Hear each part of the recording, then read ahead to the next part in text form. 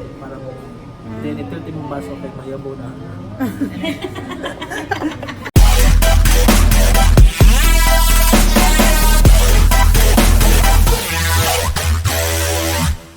Hello mga adas! Mayong adlaw! And guess what? Naami diri karon sa North Agora, specifically sa Coffeeteria! Yes!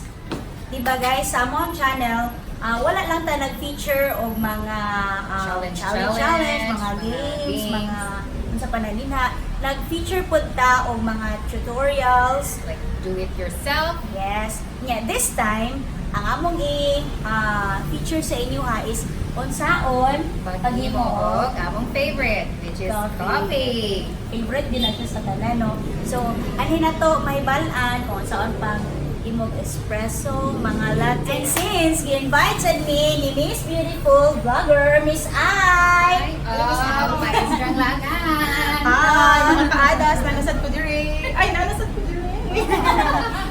So, this time, namiron sa Coffeeteria, dito sa May Talamban. So, maghimo kong review sa ilahang coffee shop. And at the same time, nasa diri para mag-learn kung paano sa ang paghimo sa tamang coffee. No? Kaya Hilig mo tag coffee. hilig ko tag coffee. Yung favorite? Ang latte, same time as I. That's black. So, mauni namin nakadiri si Maestrang Laagan meets the Ma2ke TV mga kaadas. So, natin. Alright. Tara, uban na mi!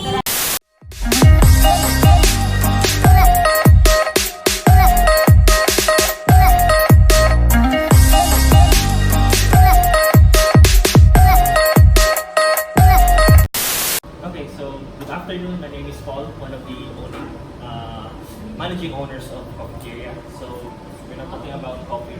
For this day, we're going to talk about coffee.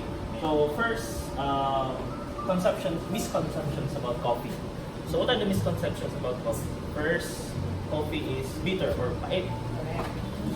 But coffee is not actually bitter. It depends how it is roasted, kung yun sa siya pagluto. Then, next is coffee has two different kinds of coffee beans actually. One is the Arabica and the other is the Robusta. There are actually three, the Arabica, but hindi na siya used pero hindi siya sikat na kinala. Pero padulong na yata siya pag-uwi. But katong italk is about lang Arabica and Robusta. Arabica. So Arabica is used in specialty coffee shops. Kaya nga naman, it is prepared kay mas tasteful siya and aromatic siya than the Robusta. So Arabica also has less caffeine. 50% less caffeine. Then Robusta. Robusta is used, for example, of Robusta is Cafe Barako. Kung the reason na ipait ang Barako is Robusta. So the difference nga nung yun sa nila pag-differentiate sa Arabica o Robusta. Robusta is low ground.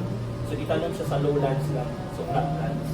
Mato, dili siya makuha mga nutrients from the sun para na siya taste. Ang Arabica is highland sa mga mountains. Sa mga Mount Apo, ano siya? Nasa na siya. Mount Apo, Sagada, which is highlands na siya. So, muna siya na siya tastes and aroma. Pero ang Robusta, ang iyahan ng ang iyahang pro is bako siya kape ko. 50%. Basta ko. So, kung galasi ka mamata yun, Robusta. so, sa roasting na punta. Sa roasting, nganong pait man siya, kaya depende sa roasting, sa coffee, sa pagluto. Kaya ang beans magod, ang start, green naman na siya. Green beans, tawag namin. Pag i-roast siya sa roaster, may mo na siya ingan yung color brown. Pero it depends lang dun sa maggamit. Kaya nga ay mga coffee shops, gamit sila ng dark roast kasi black siya. So meron siya di sunog ba? So ang lasa niya murag charcoal, murag yuling. Magpapait yung siya. Pero lahi-lahing tao, lahi-lahing taste preference. May namin tao na yung ganahan yung pait. Nato na yung pamilya. So karon ang gigamit is Arabica. Yes, Arabica beans, then Brazil. So tanang beans kay origin tawag na siya gikan dyan na beans. So kung may Brazil, gikan siya Brazil. Then mga Mount Apo, so dagko tagal. Yan na naman pag-differentiate ng mga type of beans. So, Taste na. yes, siya gikan. So, different type of beans, different type of tastes. Taste profile also. So, kani siya, more on natin siya. Kung ano mo naman kani siya mas ano sa more delve sa coffee dun na lahi-lahi ang ano ba, differentiate sa taste sa coffee.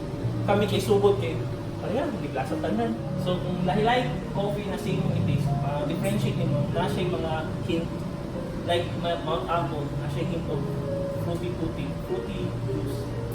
So di siya ingana pait na siya yan, tapos taas siya acidic. Feel yun yung mga acidic siya. Pag yung pure bean, ano yung kaunan nga sa Hindi legit. Brewed coffee. Mas if ganahan ka na mo, ganahan ka sa pure sa taste sa coffee, mag-brewed ka. Brewed ka ng brewing na so kana mag-taste yun na nimo. Like apple, kana medyo fruity ng lasa siya. Then ang ako na taste na lamig for espresso na Philippine, sudan ko na.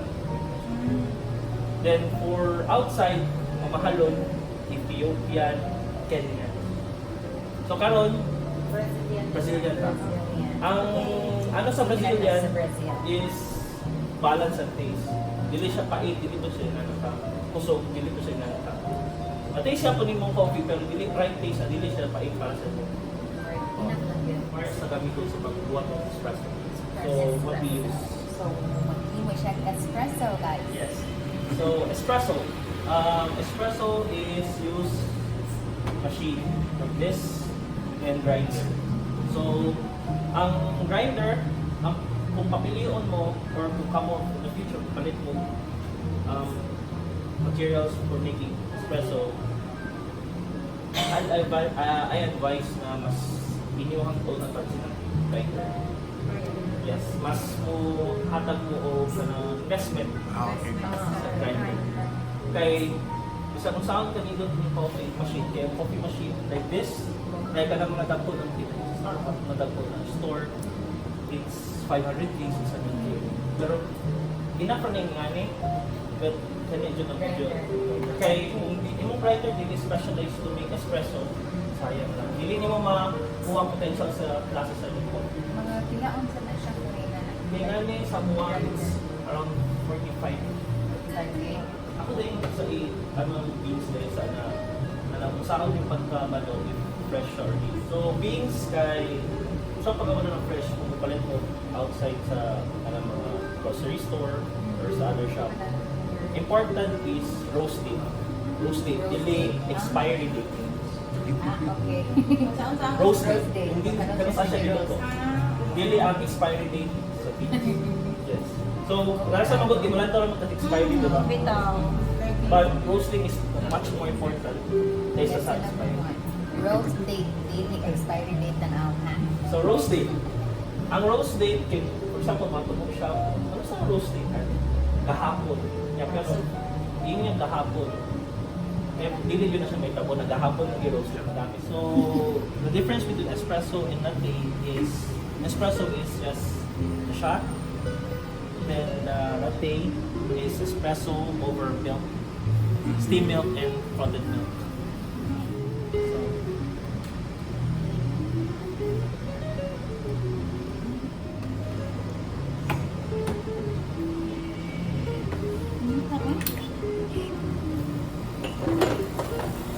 Pero di naman sa siguro na siya makahubog sa ka-espiso, sir. Di rin sabi siya makahubog sa pero ka-espiso. siya may salot. Matiligot ang coffee. Ako siya yung murag nakilig na siya. Hindi ko ni magod kay corner home use. Oh, no. Kaya mga industrial ko lagi ko for blend na ay lahi ng klase na blend. It depends lang din sa nabaligya. Like 50% pwede, 50% apple, 50% basil, pwede na siya. Ano yun? So before ka maghimo, mag-flushing tawag na para mo init balik. Head sa machine. Then 45 degrees angle, then knock tight. Then start the shot.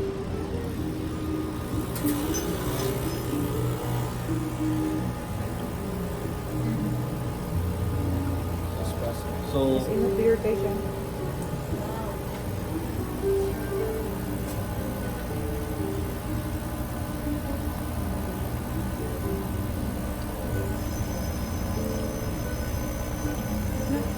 na-amaze ko. No, di lagi siya itong, no? Maragahan na yung color sa cream. More creamy na siya. So, ang characteristic sa Nindot Espresso is na 3 parts. Na ang krema, kaning na mid, then kaning ilalo na black. Dili jud na dapat black. Dayo. Magtulo siya ka color. Yeah, so start din. Tawag mo yung shot glass. That's it. Kids ay pumulong here.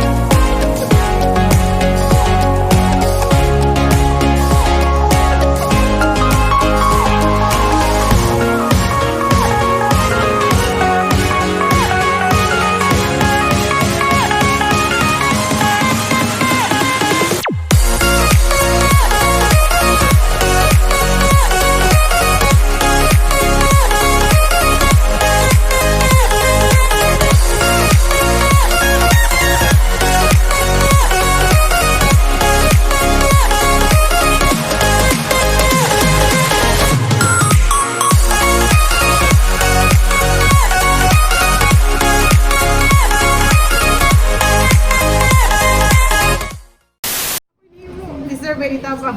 So watch out mo.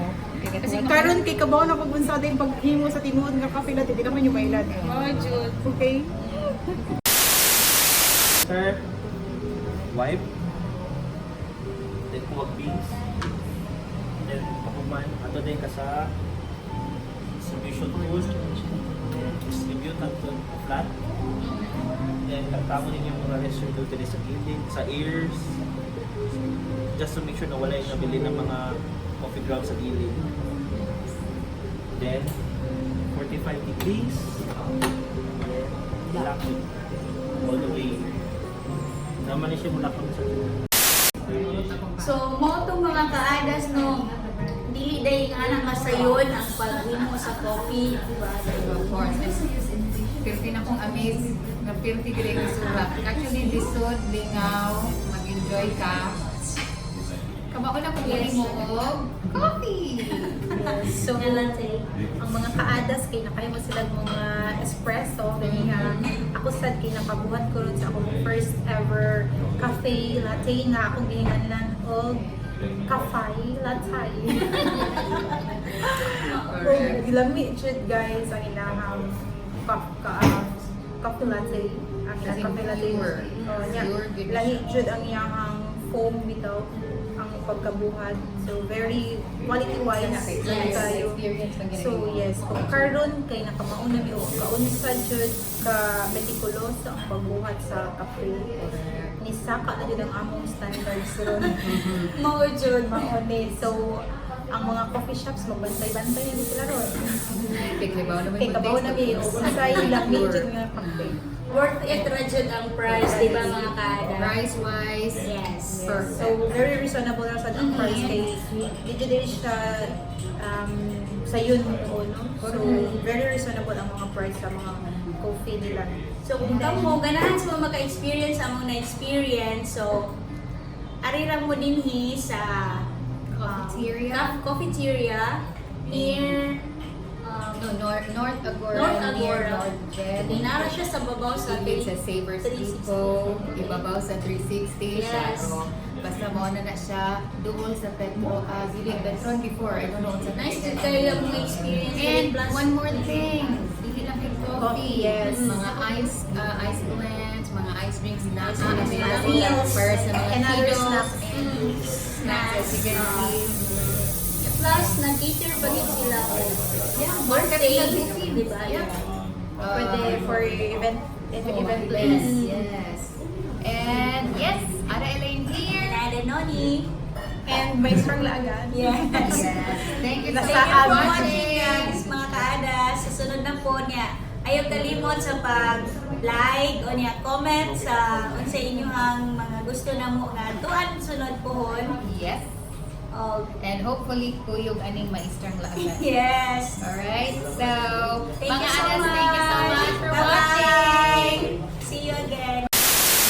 Hey guys, we invite you to chill out and hang out here at Coffeeteria. We're open from 3 p.m. to 12 a.m. every weekdays and 1 p.m. to 11 p.m.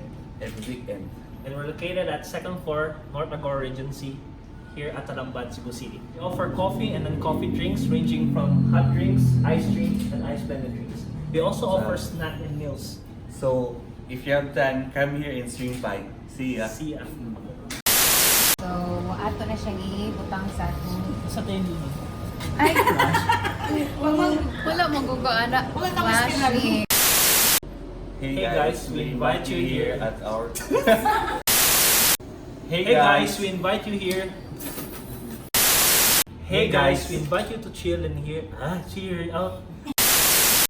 Hey guys, we invite you here at. Didn't even get to cross.